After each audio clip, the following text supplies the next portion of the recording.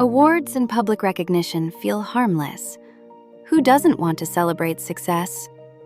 But in complex, interdependent work, the way recognition is designed quietly teaches people what to optimize. Do we reward learning, prevention, and cooperation, or visibility, heroics, and rivalry? If you use recognition to motivate performance, this episode may change how you think about praise, prizes, and what they actually produce. W. Edwards Deming didn't argue against appreciation or saying thank you. He argued against systems that confuse outcomes with merit. In knowledge work, results are shaped by clients, timing, scope, staffing, and methods that no one person fully controls. When leaders attach status to results, they don't just celebrate. They create competition inside a system that depends on cooperation. Let's see how that plays out. Brightline Advisory is a mid-sized professional services firm, consulting, analytics, and implementation work. Like many firms, leadership wanted to boost morale after a tough year. They launched a monthly program called Bright Star. Public announcements, a trophy, photos on the intranet. It worked at first. People were energized, Slack lit up. But after a few months, something felt off. Sarah runs one of Brightline's client delivery groups. She noticed subtle changes before the numbers did. People stopped sharing templates. Junior consultants hesitated to ask for help. I even heard arguments about who should present results to the client, because that's who gets noticed. Awards had become scarce and visible. And that scarcity quietly changed behavior. Look, the goal was motivation. We weren't ranking people, just recognizing excellence. Tom is a managing partner. To him, Bright Star was harmless appreciation. Deming would challenge that framing. He warned leaders that ranking often hides inside well-intended practices. As he wrote, ranking people, salesmen, teams, divisions, reward at the top, punishment at the bottom. The so-called merit system. Abolish ranking and the merit system. Manage the whole company as a system. At Brightline, no one said losers, but everyone knew there were winners. And that shared understanding reshaped how work flowed. Client outcomes became uneven. The star projects got extra attention. Risky or messy work? People avoided it. Professional services amplify this problem even more. Outcomes are noisy. One project lands with a cooperative client and stable scope. Another arrives mid-crisis. When leaders reward results without studying the method, they mistake luck and system conditions for skill. Deming was blunt about this confusion. Ranking is a farce. Apparent performance is actually attributable mostly to the system that the individual works in, not to the individual himself. Are you saying recognition is bad?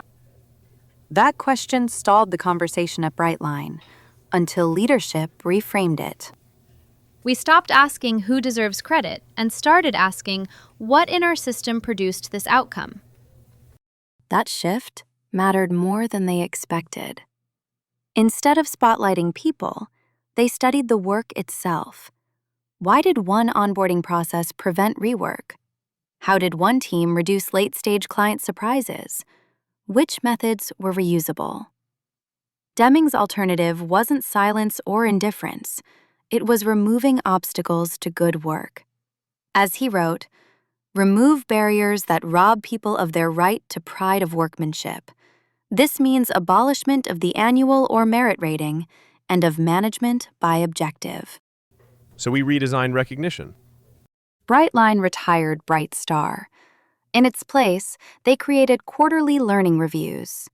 Teams, not individuals, shared improvements. No rankings, no prizes, just visibility into better methods. Something unexpected happened. People surfaced problems earlier. Helping another team didn't feel like risking your own standing anymore. Fear fell. Cooperation rose noticeably, and results stabilized, not through heroics, but through better systems. Deming warned what happens when appraisal and ranking dominate management. They nourish short-term performance, annihilate long-term planning, build fear, demolish teamwork, nourish rivalry and politics. Brightline didn't need those words explained. They had lived them. So what does this mean for you as a leader? First, examine how recognition works in your organization. Formal awards and informal praise alike. Ask what behaviors they encourage and what they quietly discourage. Second, shift recognition away from outcomes alone and toward methods that improve the system. Highlight learning, prevention, mentoring, and cooperation without creating winners and losers. Third, treat results as opportunities for study, not status.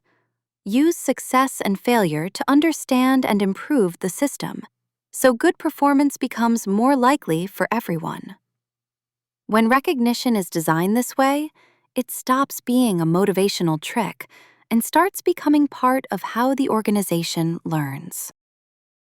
Recognition always teaches something. It tells people what matters here, how success is defined, and what kind of behavior is safe. When recognition turns into ranking, even unintentionally, it narrows thinking and weakens cooperation. But when leaders design recognition to honor learning, improvement, and shared methods, something better happens. People stop competing for attention and start contributing to the whole. Problems surface sooner. Capability grows quietly but steadily. And pride of workmanship becomes part of everyday work, not something reserved for award ceremonies. Deming reminded us that most performance belongs to the system. When leaders take that seriously, recognition becomes a lever for better systems, not a spotlight for a few. And that shift, over time, is what turns appreciation into lasting performance.